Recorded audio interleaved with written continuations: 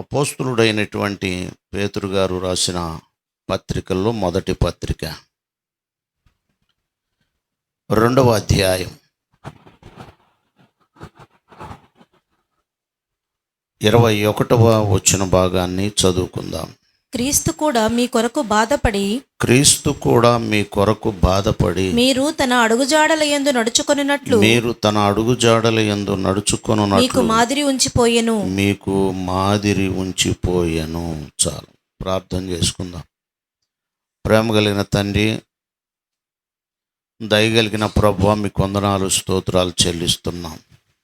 మా సేవకులైనటువంటి వారిని, మా నాయకులైనటువంటి వారిని, స్థానిక సంఘ బిడ్డలందరినీ కూడా గత 25వ సంవత్సరం అంతటిలో కూడా నీ కృపాక్షేమములతో నింపి నడిపిస్తూ ఇదిగో నూతన సంవత్సరంలో మమ్మల్ని ప్రవేశపెట్టి ఇప్పటికే 13 దినాలులోకి వచ్చాము.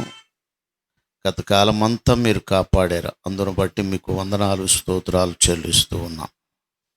ఈ దినమందు ప్రభువా, ఇప్పటి వరకు నీ సన్నిధిలో గడపటానికి మీరు కృప చూపించారు. కొద్ది నిమిషాలు వాక్య ధ్యానంలోకి వెళుతున్నాం. వాక్య ప్రత్యక్షతలోకి మమ్మల్ని నడిపించండి. వాక్యము నీది, మేము నీ జనులము. నువ్వు వాక్యమై ఉన్న దేవుడవు, మా మధ్యలో సంచారము చేయండి. నా నాలుకను, నా పెదవులను కాల్చను. కొన్ని శ్రేష్టమైనటువంటి సంగతులు మా ఆత్మీయ జీవితంలో మెరుగుపరచబడటానికి కొద్దిపాటి దిద్దుబాటు ఎంతో అవసరమై ఉన్నది మాకు. మీరు మాతో మాట్లాడి మమ్మలను సరిచేసి బలపరచండి. కృపతో నింపి నడిపించి మీరు మహిమ పొందమని యేసయ్య పరిశుద్ధ నామములో అడుగుచున్నాము తండ్రి, ఆమేన్. ఇక్కడ మనం చదువుకున్నటువంటి వాక్య భాగంలో దైవజనుడు పేతురయ్య చెదిరిపోయినటువంటి ఇశ్రాయేలు సంఘమునకు, చెదిరినటువంటి అపోస్తులకు, చెదిరినటువంటి దేవుని ప్రజలనబడినటువంటి వారి ఈ పత్రికలు రాస్తూ వచ్చాడు. పేతురు గారు యేసు ప్రభు దగ్గర ఉండి ప్రతి దినము యేసు ప్రభు వారిని చూస్తూ, వెంబడిస్తూ, దగ్గర పరిచర్యలో ఉంటూ వచ్చాడు గనుక ఈయనే కాదు, 12 మంది శిష్యులైనటువంటి వారు దగ్గర ఉన్నారు 3.5 సంవత్సరాల పరిచర్యలో. అదే యోహాను అపోస్తులుడు మొదటి పత్రిక 1వ అధ్యాయము 1-2 వచనాల్లో రాస్తాడు. జీవవాక్యమును గూర్చినది ఆది నుండి ఏది ఉన్నదో మేము ఏది విన్నామో, కన్నులారా ఏది చూచితిమో, ఏది నిదానించి కనుగొంటిమో, మా చేతులు దేనినైతే తాకి చూచాయో అదే మీకు తెలియజేస్తాం. మేము ఏదైతే దగ్గర ఉండి నిదానించి యేసు ప్రభు వారి యొక్క మాదిరికరమైనటువంటి జీవితం, యేసు ప్రభు వారు చేసినటువంటి పరిచర్య విధానం, యేసు ప్రభు వారు చేసినటువంటి సూచక్రియలను మేము నిదానించి చూస్తూ వచ్చాము.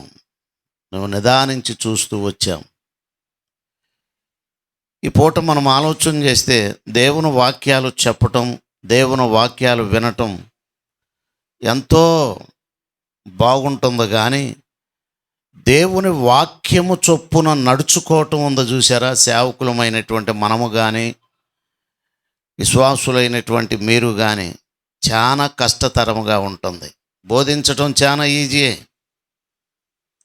ప్రకటించడం చాలా ఈజీయే, వినటానికి కూడా చాలా ఈజీ ఉంది. కానీ జీవితంలో అన్వయించుకొని అదే దగ్గరుండి అపోస్తులుడైనటువంటి పేతురయ్య యేసు ప్రభు వారి యొక్క మాదిరికరమైనటువంటి జీవితమును గురించి సంఘానికి, యేసు ప్రభులో ఉన్నటువంటి ఆ విధేయత, యేసు ప్రభులో ఉన్నటువంటి ఆ తగ్గింపు, యేసు ప్రభు వారులో ఉన్నటువంటి ఆ తృష్ణ, ప్రజలు నశించిపోతూ ఉన్నారు.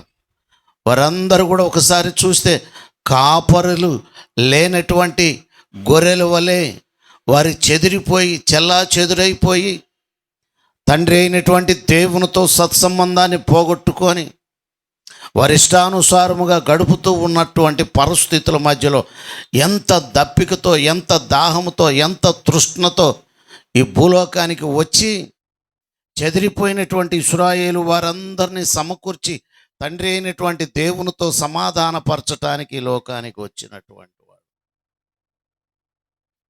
ఆయన మాదిరి ఉంచిపోయాడు. అలాగే దేవుని సేవకులమైనటువంటి మనము ఈ పూట పేతురయ్య రాసినటువంటి కొన్ని సంగతులు మనము ధ్యానము చేసుకొని మన సేవా జీవితంలో, ఈ సేవా రంగములో, మన ఆత్మీయ జీవితంలో మనం ఎంతగానో నేర్చుకోవలసినటువంటి కొన్ని సంగతులు ఉన్నాయి. చూద్దాము.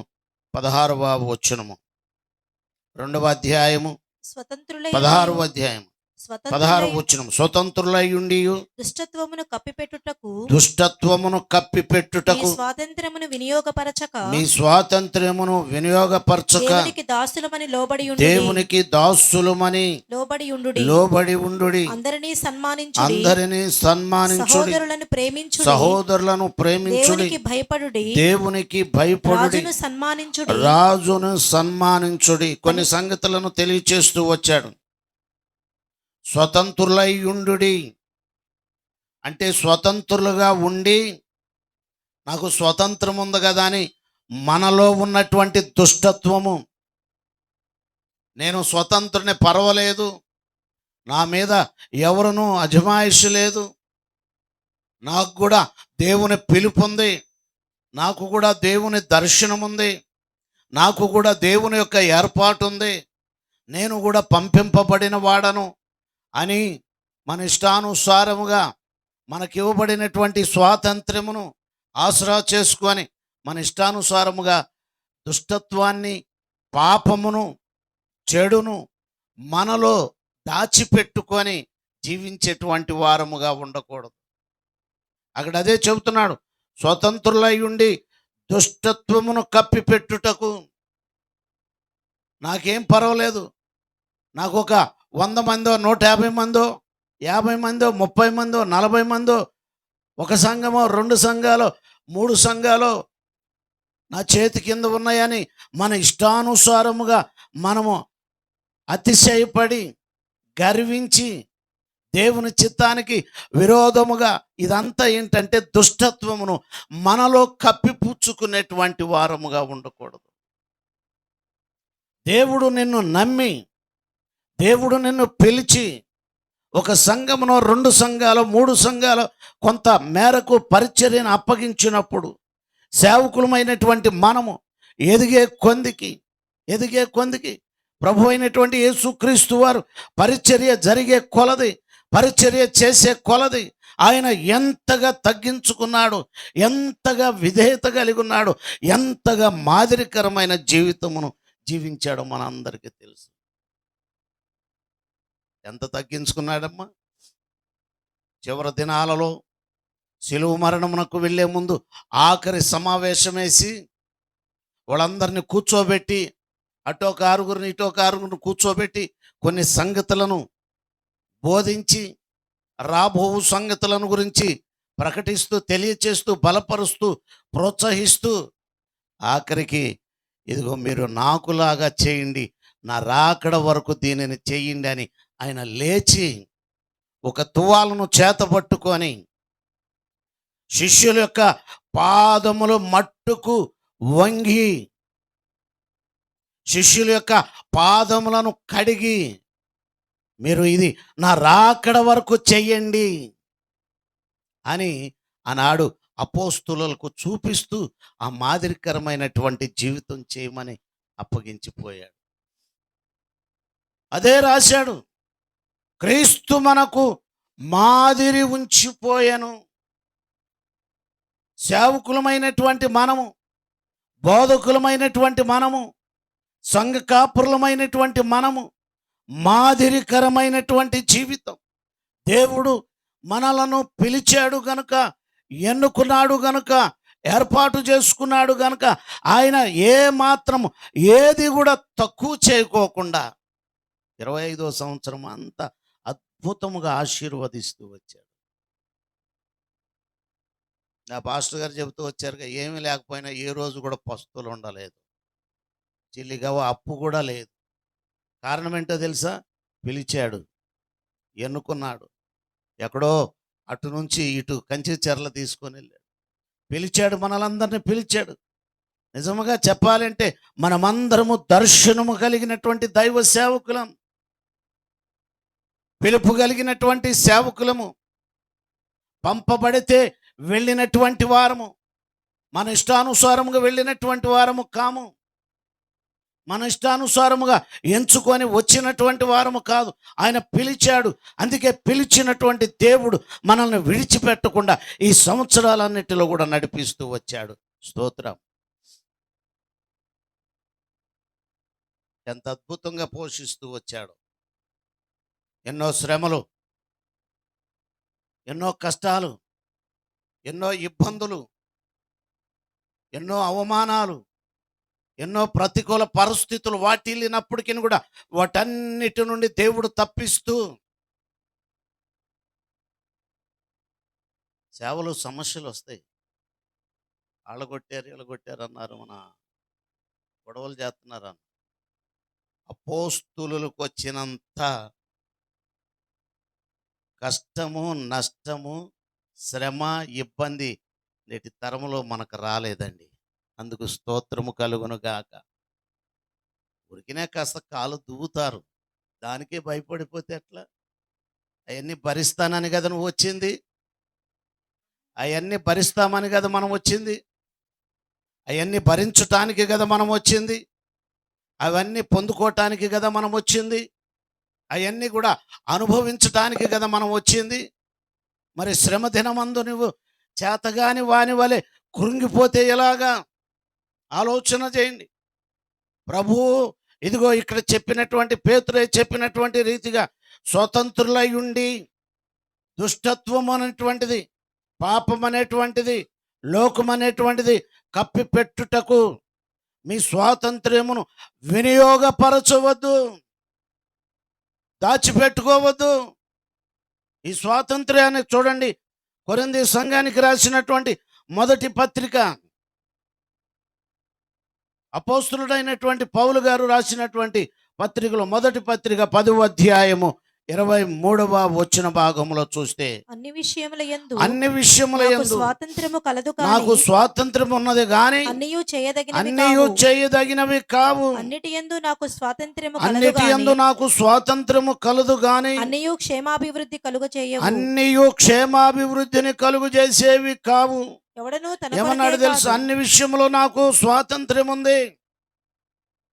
ఒక్కోసారి మనం స్వాతంత్రం ఉంది కదా అనుకొని ఒక్కోసారి మనం ఏం చేస్తామంటే అతిశయపడుతూ ఉంటాం. అందుకే అదే పౌలయ్య గలతీ సంఘానికి రాస్తున్నాడు 5వ అధ్యాయంలో 1వ వచన భాగంలో, ఈ స్వాతంత్రము ఈ అనుగ్రహించి స్వాతంత్ర్యమును అనుగ్రహించి క్రీస్తు మనలను స్వతంత్రులుగా చేసి క్రీస్తు ఉన్నాడు. మనలను స్వతంత్రులుగా చేసి ఉన్నాడు.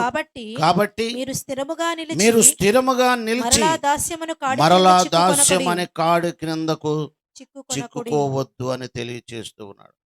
క్రీస్తు మనలను స్వతంత్రులుగా చేశాడు. ఇవ్వబడినటువంటి స్వాతంత్ర్యతను మనము చాలా జాగ్రత్తగా, అదే 13వ వచనంలో కూడా, సహోదరులారా మీరు స్వతంత్రులుగా ఉండుటకు పిలువబడ్డారు. అయితే ఒక మాట ఆ స్వాతంత్ర్యమును శరీర క్రియలకు హేతువు చేసుకొనక ప్రేమ కలిగిన వారై ఒకనికొకడు ఏమై ఉండమన్నాడు? దాసులుగా ఉండమన్నాడు. స్వతంత్రులుగా ఉండటానికి పిలువబడినటువంటి వారము. కానీ మనం అందరం గుర్తించాల్సింది ఏంటంటే, ఒక సహవాసం కింద, ఒక జెండా క్రింద ఉన్నాము. పెద్దలున్నారు, వారు చెప్పినటువంటి విషయాలను జాగ్రత్తగా చూసుకుంటూ, పిలిచినటువంటి పిలుపుకు తగినట్లుగా దేవుడిచ్చినటువంటి ఈ సేవా పరిచర్యలు నమ్మకముగా కొనసాగుతూ జాగ్రత్తగా ఉండమని ఈ పత్రికలో రాయబడినటువంటి మాట. సహోదరులారా, మీరు స్వతంత్రులుగా ఉండటానికే పిలువబడ్డారు. అయితే ఒక్క మాట, స్వాతంత్ర్యమును శరీర క్రియలకు హేతువు చేసుకొనక, దేవుడు మనకిచ్చినటువంటి స్వాతంత్రం పాపములో ఉన్నాము ఒకప్పుడు.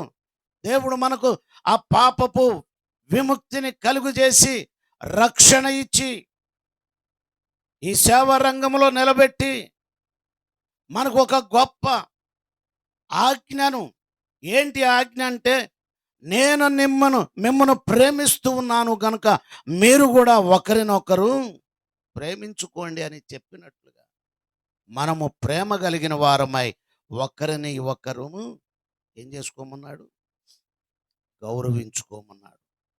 ఒకరికొకరము దాసులముగా, సేవకులముగా.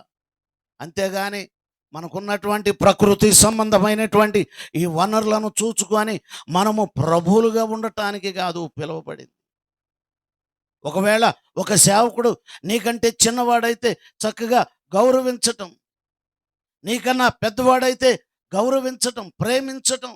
మొదట మనము ఒకరినొకరము సహోదరులము కనుక ఐక్యత కలిగి, కీర్తనకారుడు రాస్తాడు కదా 133వ కీర్తన, సహోదరులు ఐక్యత కలిగి నివసించుట ఎంత మేలు. ఇది బోధించటానికి వినటానికి బాగుంటుంది కానీ ఐక్యతను చాటుకోవటానికి, ఐక్యత కలిగి జీవించటానికి ఏమాత్రము కూడా ఉపయోగించరండి. అందుకే పేతురయ్య రాస్తూ అన్నాడు, మీ స్వాతంత్ర్యమును దుష్టత్వమును కప్పిపెట్టుకోవటానికి వినియోగపరచవద్దు. రెండో పాయింట్, దేవునికి దాసులమని పేతురు పత్రిక 2వ అధ్యాయము 16వ వచన భాగంలో మనము ఎవరికి దాసులము? దేవునికి దాసులము, దేవునికి సేవకులము, దేవునికి ప్రియమైనటువంటి వారము. అందుకే మనల్ని పిలుచుకున్నాడు గనక ప్రతి దినము నేను దేవునికి దాసుడను. ఈనాడు చాలా మంది దేవునికి దాసులుగా ఉండవలసినటువంటి వారు ప్రకృతి సంబంధమైన వాటికి దాసులైపోతున్నారు, సిరికి దాసులైపోతున్నారు, లోకానికి దాసులైపోతూ ఉన్నారు. కొన్ని ప్రకృతి సంబంధమైనటువంటి వనరులకు ఏమైపోతున్నారంటే దాసోహం చేసేస్తూ ఉన్నారు. మనం మర్చిపోతూ ఉంటాము. పిలిచింది దేవుడు, ఎన్నుకుంది దేవుడు, ఏర్పాటు చేసుకుంది మన పరమ తండ్రి అయినటువంటి దేవుడు. ఎక్కడో నశించిపోయి నాశనానికి జోగుతూ ఉన్నాము. గురి గమ్యం లేనటువంటి జీవితంలో యవ్వనపు వయస్సును పాడు చేసుకొని గురి గమ్యం లేకుండా బ్రతుకుతూ ఉంటే ప్రభు యొక్క కృప, ప్రభు యొక్క వాక్కు, ప్రభు యొక్క ప్రత్యక్షత, ప్రభు యొక్క దర్శన భాగ్యము మన దాకా వచ్చి మనలను పిలుచుకొని, ఎన్నుకొని, ఏర్పాటు చేసుకొని ఈ అమూల్యమైనటువంటి గొప్ప పని చేయటానికి దేవుడు మనకి ఒక గొప్ప బాధ్యతను ఈ అప్పగించినటువంటి పనిలో మనం ఎలాగుండాలంటే దేవునికి దాసులమై ఉండాలి. అంతేగాని సిరికి ఇంకా ఇతరితర వాటికి దాసులముగా వెళ్ళకూడదు. కొంతమందిని చూస్తూ ఉంటాం, పరుగులెత్తుతూ ఉంటారు లోకంలో, చాలా మందిని చూస్తూ. అయితే ఇక్కడ ఏమంటాడంటే దేవునికి మాత్రమే దాసులమని. తర్వాత ఏం చెప్పాడు? మూడోది, లోబడి ఉండుడి. ఏమై ఉండాలంటే లోబడి ఉండాలి. ఇది ఒక కుటుంబానికి చెప్పాడు, రెండవది సేవకులకు చెప్పాడు, మూడవది సంఘానికి చెప్పాడు. లోబడి ఉండండి. మీ పై ఉన్నటువంటి నాయకులకు లోబడి ఉండండి. పిలిచినటువంటి దేవునికి లోబడి ఉండండి. నాలుగోది చూస్తే అందరినీ సన్మానించుడి. చిన్నాని లేకుండా, పెద్దని లేకుండా, కుటుంబము, సమాజంలో అందరినీ సన్మానించుకుంటూ, అందరినీ గౌరవించుకుంటూ, అందరి ఎడల ప్రేమ కలిగి దేవుని సేవకులమైనటువంటి మనము ముందుకు సాగవలసినటువంటి వారమై ఉన్నాం. మరొకటి అన్నాడు, సహోదరులను ప్రేమించుడి. సహోదరుల మధ్యలో ఏముండాలంటే ప్రేమ ఉండాలి, పలకరింపు ఉండాలి. ఈరోజు కలుసుకున్నాం, అయిపోయింది. ఇంటికి వెళ్ళిపోతాం. మళ్ళీ వచ్చే అనాల ఎక్కడో ఒక చోట అయితే కానీ మళ్ళీ కలుసుకోవటం అనేటువంటిది కుదరదు. ఏదన్నా జూమ్ మీటింగ్లో కలుసుకుంటే ఏదో తూతు మంత్రంగా గబ గబ గబ ప్రార్థనలు చేసేస్తాం, మధ్యలో వస్తాం, ప్రార్థనలు చేసేస్తాం, వాక్యం చెప్పుకుంటాం, వింటాం, వెళ్ళిపోతాం. అక్కడ పలకరించుకోవటానికి కూడా ఉండదు అవకాశం. మళ్ళీ ఇంకా ఎప్పుడు కూడా అయ్యా బ్రదర్ ఎలాగున్నారు, పాస్టర్ గారు ఎలాగున్నారు, పలకరింపు అనేది ఉండదు. సహోదరుల మధ్యలో ఏముండాలంటే ఐక్యత ఉండాలి. సహోదరుల మధ్యలో ఏముండాలంటే ప్రేమ ఉండాలి. సహోదరుల మధ్యలో ఒకరినొకరు గౌరవించుకుంటూ, ఎందుకంటే మనమందరం ఒక జెండా కింద ఉన్నాము, మనమందరం ఒక సహవాసం కింద ఉన్నాము, మనమందరము దేవుని యొక్క సేవకులమై ఉన్నాము. మనం ఏం చేయాలో తెలుసా? ఒకరినొకరము ప్రేమించుకుంటూ, ఒకరినొకరు సన్మానించుకుంటూ. మరొకటి అన్నాడు, దేవునికి భయపడు. కొంతమంది అంటూ ఉంటాను, నేను ఎవరికి భయపడినాను, ఎవరికి భయపడను అని చెప్పినటువంటి వాని నెత్తి మీద ఏముందంటే ఒక పెద్ద సైతాను యొక్క ప్రభావం. మనం ఎవరికి భయపడాలో తెలుసా? భార్య భర్తకు భయపడాలి, భర్త భార్యను కూడా గౌరవిస్తూ భయపడుతూ ఉండాలి. అసలు పిలిచినటువంటి దేవునికి మనం అందరం ఏమవుతూ ఉండాలంటే ప్రతి నిత్యము భయపడుతూ ఉండవలసినటువంటి వారమై ఉన్నాం. దేవునికి భయపడాలి. నేను ఎవరికి భయపడినా నెట్టి కుదరదు. దేవునికి భయపడేటువంటి వారముగా, దేవునికి భయపడేటువంటి వారముగా ఉండాలి. తర్వాత మరొక మాట అన్నాడు, రాజును ఎవరిని సన్మానించాలి? రాజును. మనకు రాజు ఎవరు? మనకెవరు? మన ప్రభువే మనకు రాజుగా ఉన్నాడు, మన ప్రభువే మనకు అధిపతిగా ఉన్నాడు. ఆయనే మనకు అధిపతి, ఆయనే మనకు దేవుడై ఉన్నాడు. ఇలాగా మీరు చూసుకోండి. ఒకటి, స్వతంత్రమును వినియోగపరచుక, దేవునికి దాసులమని లోబడి ఉండుడి, అందరినీ సన్మానించుడి, సహోదరులను ప్రేమించుడి, దేవునికి భయపడుడి, రాజును సన్మానించుడు అని అనేకమైనటువంటి సంగతులను చెబుతూ ఇదిగో 21వ వచనములో అన్నాడు, క్రీస్తు కూడా మీ కొరకు బాధపడి. ఒక్కొక్కసారి మన కుటుంబీకులు ఎవరు నిన్ను గురించి నన్ను గురించి బాధపడరు. ఆయన బాధపడ్డాడు కనుక మనలను ఆయన చేతిలోకి తీసుకున్నాడు. ఆయన బాధపడ్డాడు, అయ్యో నా కుమారుడు నశించిపోతున్నాడు, పాపములో పడి కొట్టుకుపోతున్నాడు, శాపగ్రస్తమైనటువంటి జీవితంలో ఉన్నాడు, నా వైపు తేరి చూస్తే బాగుండును అనుకొని దూరస్థులముగాను, ఒక్కోసారి మనము కూడా పిలుపు కలిగిన, దర్శనము కలిగిన, ఏర్పాటు కలిగిన మన స్వచిత్తాన్ని నెరవేర్చుకుంటూ మనము నష్టపోతూ ఇబ్బందులు పాలవుతున్నప్పుడు ఆయన నిన్ను గూర్చి నన్ను గూర్చి కూడా ఏమవుతూ ఉంటాడంటే బాధపడుతూ ఉంటాడు. అందుకే రాశాడు, క్రీస్తు మీ కొరకు బాధపడి మీరు తన అడుగు జాడల యందు. ఎవరు అడుగు జాడల యందు నడవాలి? దేవుని యొక్క అడుగు జాడల యందు. అపోస్తులైనటువంటి పౌలయ్య ఎప్పుడో జరిగినటువంటి ఆనోకు దేవునితో కూడా నడిచినటువంటి సంభవాలు, ఆనోకు దేవునితో కూడా నడిచినటువంటి సంగతి హెబ్రీలకు రాసిన పత్రికలో మనకు కనబడుతుంటుంది. అక్కడ రాశాడు, ఆనోకు దేవునితో కూడా, అంటే దేవుని అడుగు జాడలలో నడిచినటువంటి. మనమును మన స్వబుద్ధిని ఆధారము చేసుకొని నడిచేటువంటి వారముగా ఉండకూడదు.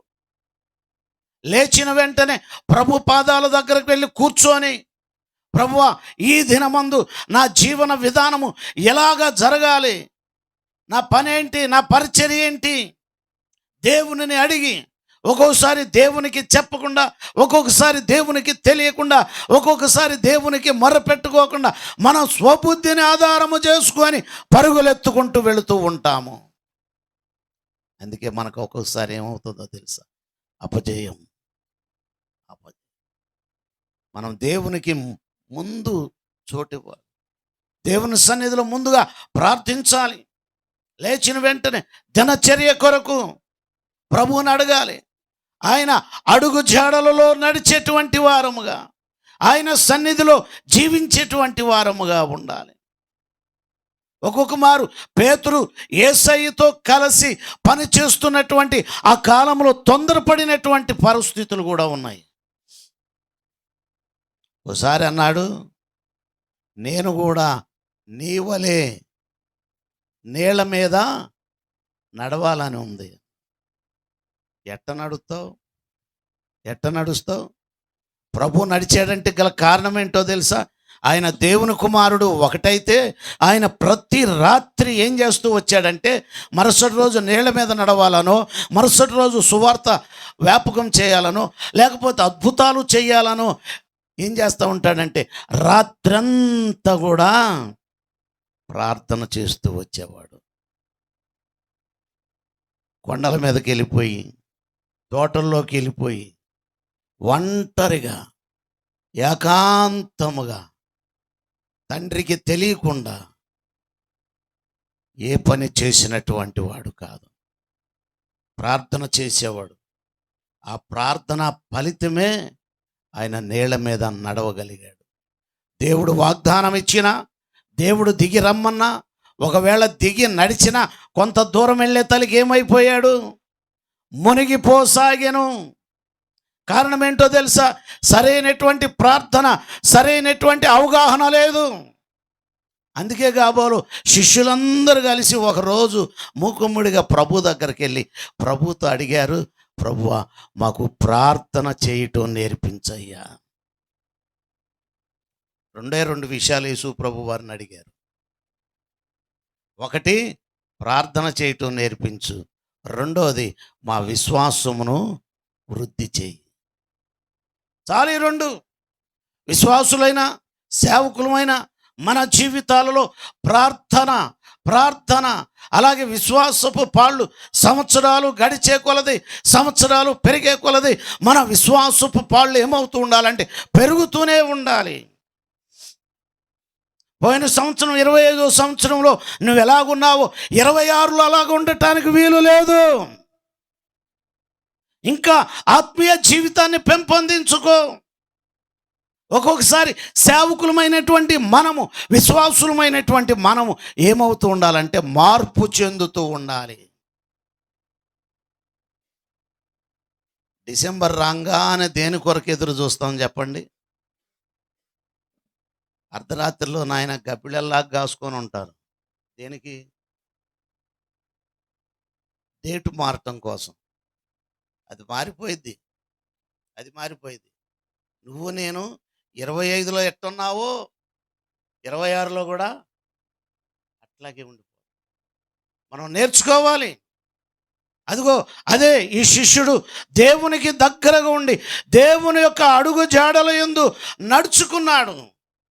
ఒకవేళ యేసు ప్రభుల వారితో ఉన్నప్పుడు నడవలేకపోయినా, అదిగో ఆ మేడగదిలో దేవుని ఆత్మను పొందుకున్న తర్వాత ఆయన ఆఖరికి చనిపోవటానికి కూడా తన జీవితాన్ని దేవునికి సమర్పించేసుకున్నాడు. దేవుని అడుగు జాడల యందు నడిచినటువంటి వాడు. యేసయ్య మనకు మాదిరి ఉంచి వెళ్ళాడు. సేవకులమైన, సేవకురండ్రులైన, విశ్వాసులైన ఎవరమైనా మనకు అప్పగించినటువంటి ఆ పిలిచినటువంటి రక్షణ జీవితంలో మనం ఎలా ఉండాలంటే మాదిరిలో ఏముండాలో తెలుసా? మాదిరి ఉండాలి. సేవకులమైన మనకు మాదిరికరమైన, విశ్వాసులైనటువంటి మీకు కూడా సంఘములో ఒక మాదిరికరమైనటువంటి జీవితాన్ని స్థాపించుకోవాలి. మాదిరికరమైనటువంటి జీవితమును ఏర్పాటు చేసుకోవాలి. 22వ వచనంలో అన్నాడు, ఆయన పాపం చేయలేదు, ఆయన నోటలో ఏ కపటమును కనపడలేదు, ఆయన దూషింపబడి ఎవరిని కూడా దూషించలేదు, ఆయన శ్రమ పెట్టబడి బెదిరింపక న్యాయముగా ఇలాగ చెప్పి చివరిగా 25వ వచనము, మీరు గొర్రెల వలె దారి తప్పిపోతిరి, కానీ ఇప్పుడు మీ ఆత్మల కాపరియు అధ్యక్షుడైన యేసు లేదా ఆయన వైపుకు మనం ఏమై ఉండాలంటే సంపూర్ణముగా మళ్ళీ ఉండి ఆయన వైపు చూచేటువంటి వారంగా ఉండాలి. ఈ 26వ సంవత్సరం అంతటిలో కూడా ఆయన వైపు చూస్తూ ఆయన సాన్నిధ్యంలో అందరం లేచి నిలబడదాం. మాదిరికరమైనటువంటి జీవితంలో జీవిద్దాం. మనం సేవకులమే. ముందు మొదటిగా మనల్ని చూస్తారు విశ్వాసులు. నా సేవకుడు ఎలాగున్నాడు, నా సేవకుని యొక్క మాట ఎలాగుంది, నా సేవకుని యొక్క ప్రవర్తన ఎలాగుంది, నా సేవకుడు ఎలాగ మాట్లాడుతున్నాడు. ఒక్కోసారి మనం తొందరపడినటువంటి ఆ తొందరపాటు మాటలను బట్టి కూడా సంఘం చూస్తూ ఉంటుంది. కనుక మనం చాలా జాగ్రత్తగా ఒక మాదిరికరమైనటువంటి పునాదిని వేసుకొని 26వ సంవత్సరంలో ఒక వినూత్నమైన రీతిలో ఇదిగో 26వ సంవత్సరం రెండంతల ఆశీర్వాదములను రెండు పాళ్ళ ఆత్మను పొందుకుంటూ దేవుని యొక్క గురి యొద్దకు వెళ్ళవలసినటువంటి వారమై ఉన్నాం. 26వ సంవత్సరంలో మనము జాగ్రత్తగా మనకు అప్పగింపబడినటువంటి పరిచర్యలో నమ్మకస్తులమై ఉందాము. దేవుడి కొద్ది మాటలను దీవించి ఆశీర్వదించును గాక.